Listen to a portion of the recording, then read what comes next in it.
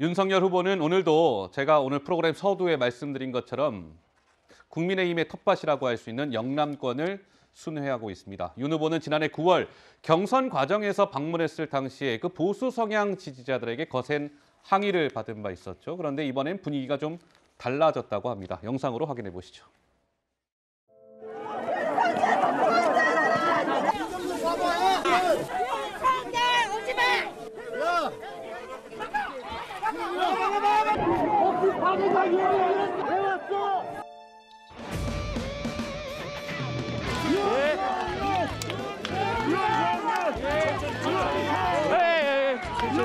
다칩니다. 네, 지금 영상에서 확인한 것처럼 분위기가 5개월 만에 많이 달라졌습니다. 좌측 사진은 5개월 전의 모습이고 이것은 이번 어제의 모습인데 이승훈 변호사, 이렇게 5개월 만에 윤석열 후보를 대하는 태도가 영남권에서 달라졌다. 이것은 무엇 때문일까요? 지지율 때문일까요? 무엇 때문일까요? 아마도 이제 대선이 가까워지다 보니까 진영이 나뉘어서 양강 구도로 가다 보니까 아마 그런 것 같고요.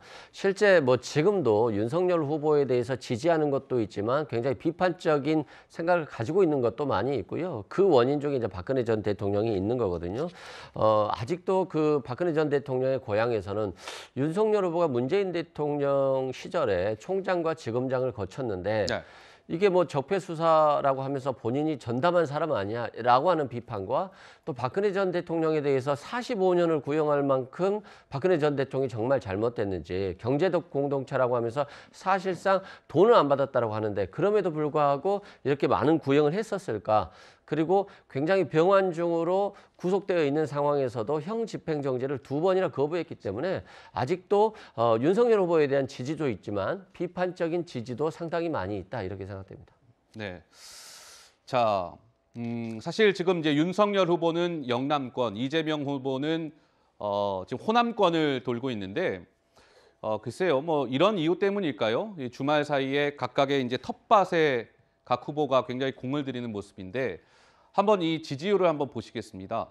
광주 전라의 대선 후보 지지도인데요. 문재인 대통령은 지난번 대선에 이 광주 전라 지역에서 거의 압도적인 지지율을 받으면서 당선이 됐죠. 89%였습니다.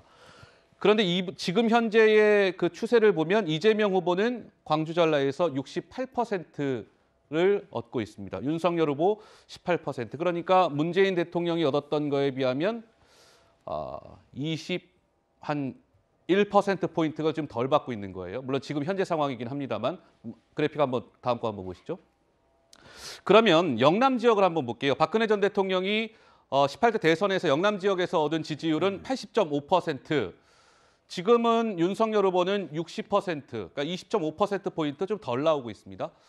글쎄요, 이거는 최병무 평론가, 이 현상은 어떻게 지금 무엇 때문에 이런 현상이 나오고 있는 걸까요? 아니, 기본적으로 이제 박근혜 후보와 문재인 후보 거는 과거에 이미 결과를 가지고 얘기하는 거잖아요. 그 결과는 투표장에 간 사람들이 선택한 거란 말이죠. 근데 지금 이제 그 윤석열 후보나 이재명 후보의 저런 지지율들은 여론조사 결과예요. 저기에는 저 여론조사에 응답하지 않은 층도 있고, 그다음에 모르겠다고 답변한 측도 있고, 아니 그러니까 아직까지 결정을 안 했다, 뭐 이런 층이 상당히 있는 거 아니겠습니까?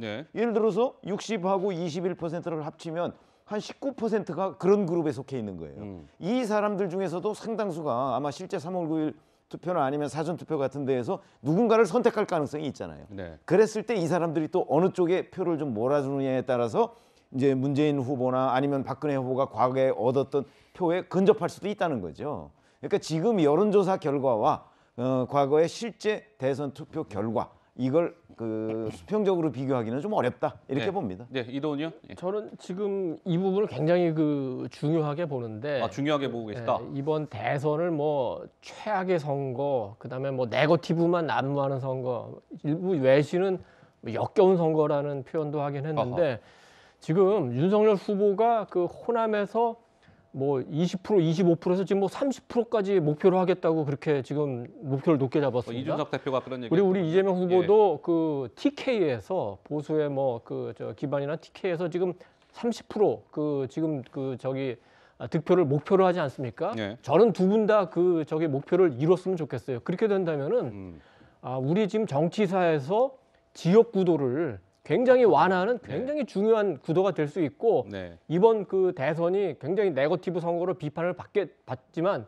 만약에 그런 30-30이 이루어진다면 그 자체만으로도 하나의 선거에서 의미를 평가할 수 있겠다. 뭐 이렇게 생각합니다. 네, 알겠습니다. 뭐 글쎄요, 대선이 이제 18일 앞으로 다가왔습니다. 지금의 여론조사는 여론조사일 뿐이다. 이렇게 보는 게 맞을 것 같습니다. 18일 동안 또 어떠한 변수가 있을지 모르고요. 그 변수들에 따라서 지지율은 요동칠 수 있기 때문에 끝까지 지지율의 흐름을 잘 지켜봐야 될 것 같습니다. 자, 뉴스탑10이 준비한 다음 소식으로 넘어갑니다. 화면으로 만나보시죠.